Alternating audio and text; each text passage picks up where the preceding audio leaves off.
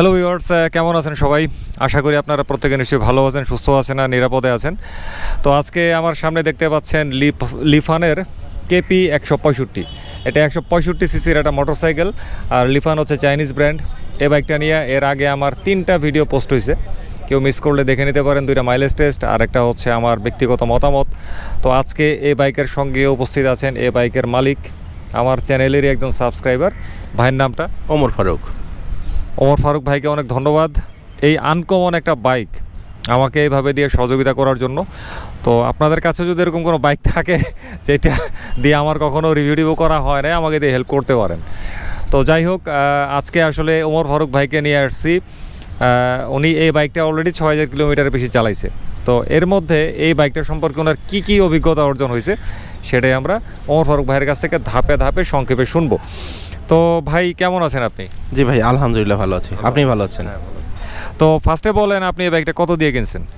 ভাই, আমি যখন মার্কেটে ছিল তখন মেবি 1.5 লাখ টাকা ছিল। পরে আমি রাসেল ইন্ডাস্ট্রিজেরই একটা ছিল, ওদের কাছ থেকে মেবি 30,000 টাকা ডিসকাউন্ট ছিল। আমি 1,20,000 দিয়ে কিনেছিলাম, আর নাম্বার করতে দিয়েছিলাম মেবি 15-এর মতো। আচ্ছা। তো এখন বলেন তো, আপনার এটার ইঞ্জিন অয়েল হিসাবে আপনি কত গ্রেডের দিচ্ছেন? 20W40 এটা আমি ইউজ করেছি, শুরু থেকেই ইউজ করেছি। তবে লাস্ট আমি তুললাম হচ্ছে হ্যাভোলিনেরটা। আচ্ছা, দেখি এটা কীরকম যায়। আচ্ছা, অর্থাৎ এটার মধ্যে আসলে অফিসিয়ালভাবে কিন্তু রিকমেন্ড করা 20W40 বা 10W40 যেটাই দেন, মানে লাস্টে হচ্ছে 40 গ্রেডের ইঞ্জিন অয়েল দিতে হবে। সামনের ডিজিটটা আসলে খুব একটা বেশি ইম্পর্টেন্ট না বাংলাদেশের আবহাওয়ার প্রেক্ষাপটে। তো 40 গ্রেডটা মেনটেন করতে হবে, যে কোনো ব্র্যান্ডই দেন অরিজিনাল দিতে হবে, পরিমাণ মতো দিতে হবে এবং সময় মতন পরিবর্তন করতে হবে। তো ভাই, এরপরে আসেন এটার মাইলেজের ব্যাপারে। খুবই ইম্পর্টেন্ট ব্যাপার, আপনার মাইলেজের ব্যাপারে কি অভিজ্ঞতা হলো, আর আপনি জ্বালানি হিসাবে কি দিচ্ছেন? আমি মেবি সবসময় অকটেনই ইউজ করেছি, আর আমি ট্যাঙ্ক নর্মালি 550-600 টাকার করেই তেল তুলি। দেখা যাচ্ছে যে আমার এক সপ্তাহ আর কি রেগুলার অফিস চলে যায়, তো সেই হিসেবে আমার অ্যাভারেজে ওই রকম 35-এর মতো করে পাচ্ছিলাম।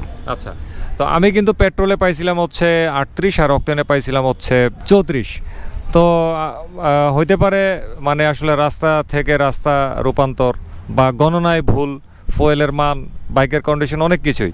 তো আমার যেটা মনে হয় যে এটা আসলে এরকমই 34 থেকে 38 মাইলেজ পাওয়া সম্ভব। তো এরপরে ভাই বলেন তো, বাইকের বিল কোয়ালিটি আপনার কাছে কেমন লাগছে? 6000 কিলোমিটার তো কম না। তো এই 6000 কিলোমিটার পর্যন্ত চালায় আপনার কাছে এটার বিল কোয়ালিটি সম্পর্কে কি মনে হইলো? আমার কাছে এটার বিল কোয়ালিটি আসলে একদম মানে আমি সন্তুষ্ট না আসলে। আমার কাছে মনে হয়েছে যে ইঞ্জিনটা খুব পাওয়ারফুল, কিন্তু বিল কোয়ালিটিটা একদম মানে আমার ভাষায় যদি বলি তাহলে একদম খারাপ, বাজে। আমি ভাবছিলাম যে হয়তোবা একটু মানে চালিয়ে হয়তোবা মজা পাবো, একটু বিল কোয়ালিটি ভালো হবে, কিন্তু আমি এইটাতে আসলে হতাশ। এটা একদম বলা যায় বিল কোয়ালিটিতে আমি সন্তুষ্ট না। আচ্ছা, তো এরপরে বলেন তো, আপনার ইঞ্জিনের সাউন্ড আর থ্রটল রেসপন্স এগুলো সম্পর্কে আপনার কি মতামত হয়েছে? ইঞ্জিনের সাউন্ডটা আমার কাছে এখন এসে খুব মানে ভালো মনে হচ্ছে, আর থ্রোটল রেসপন্সটা আমি বলবো যে না, ভালো। আমি যতটুকু চালাইছি সিটির মধ্যেই মূলত আমার সবসময় চালানো হয়। লাস্ট আমি কয়েকবার বাসা যাওয়া এসে করছি, আমার বাসা যেহেতু হোম ডিস্ট্রিক্ট রংপুর অঞ্চলে, তো আমি সে সময় থ্রোটল টেনে বেশ মনে হয়েছে যে না, আমার গাড়িটা বেশ পাওয়ারফুল। তো এদিক দিয়ে বলবো যে থ্রোটল রেসপন্স আমার দিকে কোনো অভিযোগ নেই, থ্রোটল রেসপন্স আমি হ্যাপি। তো লিফানের বাইকে কিন্তু একটা কমপ্লেন আছে, সেটা হচ্ছে ক্লাচ এবং গিয়ার, এই দুইটা খুব শক্ত। তারা যখন বাজারে প্রথম বাইক আনছিল তখনকার ক্লাচ টানতে টানতে অনেকের হাতের অবস্থা খুব খারাপ হয়ে গেছিল। সামাজিক যোগাযোগের মাধ্যম ফেসবুকে এই সংক্রান্ত আমরা প্রচুর পোস্ট দেখছি। তারপরে যখন তারা বাজারে NBF2 ইঞ্জিন আছে, সেখানে এটা কিছুটা কমছে। তো আপনার এই বাইকের ক্ষেত্রে আপনি ক্লাচ এবং গিয়ার শিফটিংয়ে কোনো ধরনের এরকম বেশি শক্ত বা কোনো খারাপ কিছু ফিল করছেন? হ্যাঁ, আমি গিয়ার শিফটিংয়ে একটা সমস্যা ফেস করছিলাম যখন আমি প্রথম কিনেছিলাম। কেনার কিছুদিন পর মানে 200-300 পর থেকে দেখি যে থার্ড গিয়ারটা এখানে খুব হার্ড ছিল। তো আমি পরে সার্ভিস সেন্টারে গিয়েছিলাম, ওদেরকে বললাম যে আমার থার্ড গিয়ারটা তো প্রচুর শক্ত, তো ওনারা বললো যে আরেকটু যাক, আরেকটু গেলে তারপরে। তো এখন আমি বলবো যে মোটামুটি ঠিক আছে ওভারঅল। এখন আমি ওই গিয়ার শিফটিংয়ে ঝামেলাটা পাচ্ছি না। আর ক্লাসটা আমার মানে এটা ঢিলা হয় আসলে। আমি এই ক্লাসটা প্রথম দিকে হাত ব্যথা হইতো, এখনও একটু মানে রেগুলার ঢিলা হয়ে যাচ্ছে।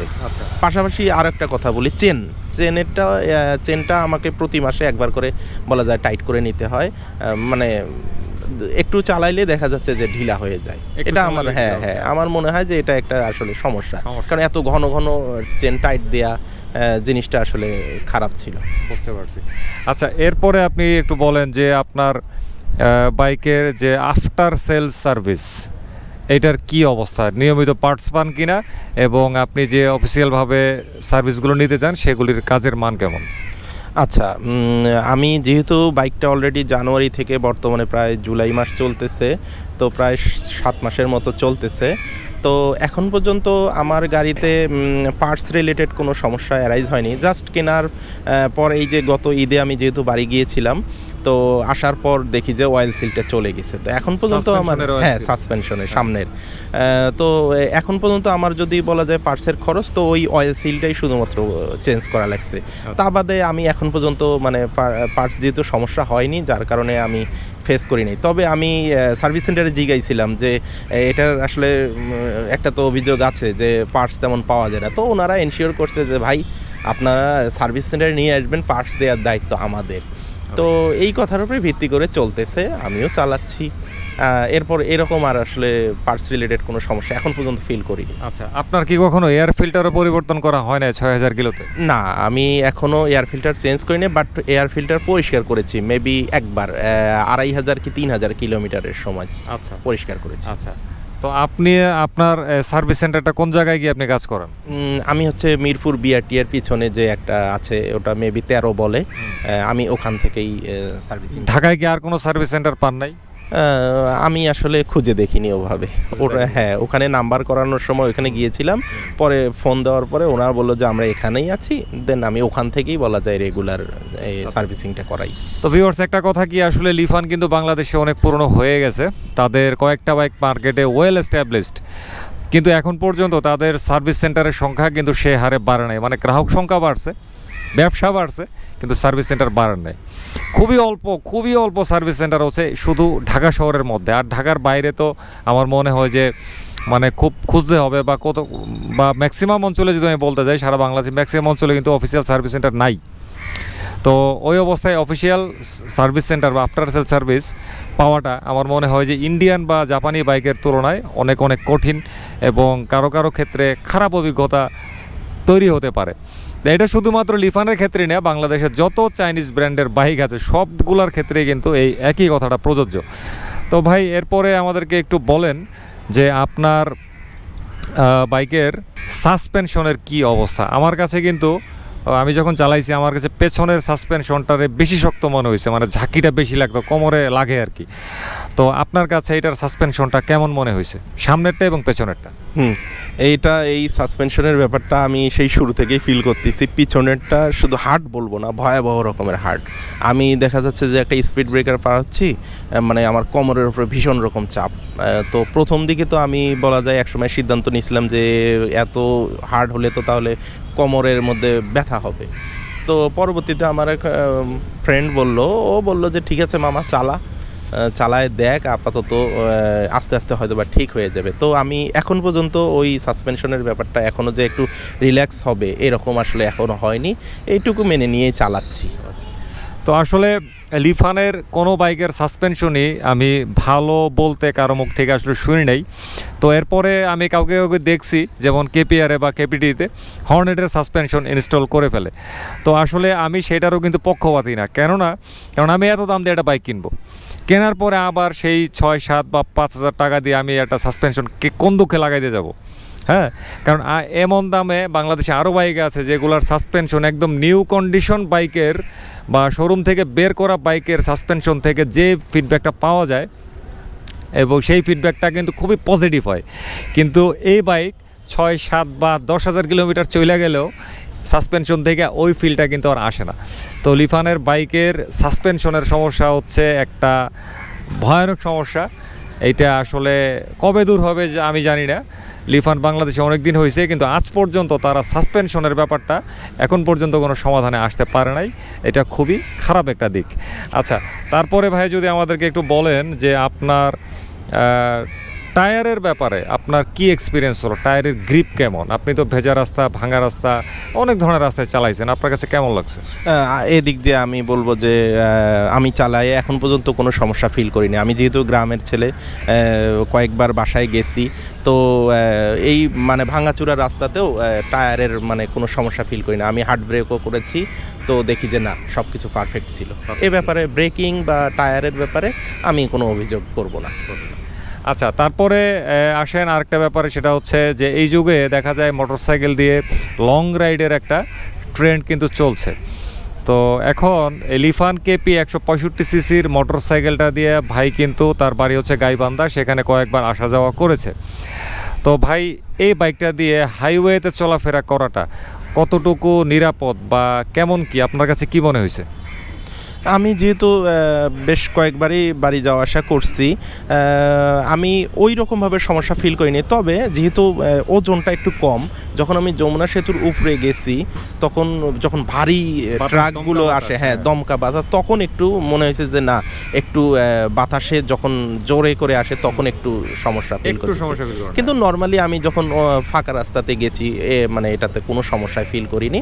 ওভারঅল মানে আমি প্রায় ভালোই করছি আর কি, ভালোভাবেই যেতে পারছি। কিন্তু ওই যে বললাম, বাতাসটা হঠাৎ করে যে বাতাসটা, হ্যাঁ, দমকা বাতাসটা, ওটাতে আসলে নিজেকে একটু হ্যান্ডেলটা শক্ত করে নিরাপদভাবে করতে হয়। জি, তবে এই সেম জিনিসটা আমি যখন পালসার 150 ডাবল ডিস্ক চালাইছি, ওই সেম জিনিসটাই আমার মনে হয়েছিল, ওখানেও এই সমস্যায় ফেস করছিলাম। সেই জন্য আমি এটাকে আর সমস্যা হিসেবে দেখিনি আর কি। আচ্ছা আচ্ছা, তো ওভারঅল এই বাইকটা নিয়ে আসলে আপনি সন্তুষ্ট নাকি অসন্তুষ্ট, এক কথায় যদি বলেন?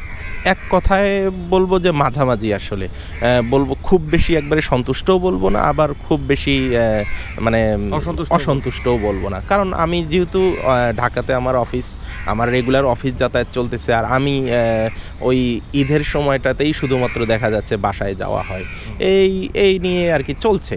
আমি এর বেশি আসলে আমি এটা থেকে এক্সপেক্ট করি না। এই দামের মধ্যে আমাকে যতটুকু সার্ভিস দিচ্ছে, আমি বলবো বেস্ট অফ লাক।